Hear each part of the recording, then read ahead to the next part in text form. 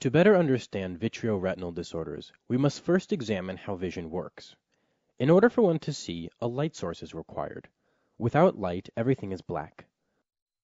The light emits particles called photons, which bounce off solid objects in all directions before eventually reaching the eye. In order to see well, the tissue that they go through must be transparent. First, the cornea, located at the front of the eye, then the crystalline lens behind the pupil, then the vitreous body in the middle of the eye. Finally, they reach the retina, the eye's photographic plate, stopping at the retinal pigment epithelium, where they set off nerve pulses.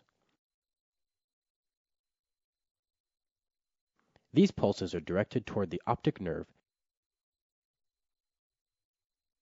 and then the optic pathways,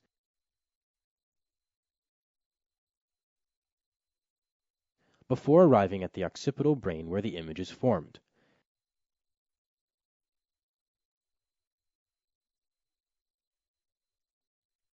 This process is what enables us to take in the world around us.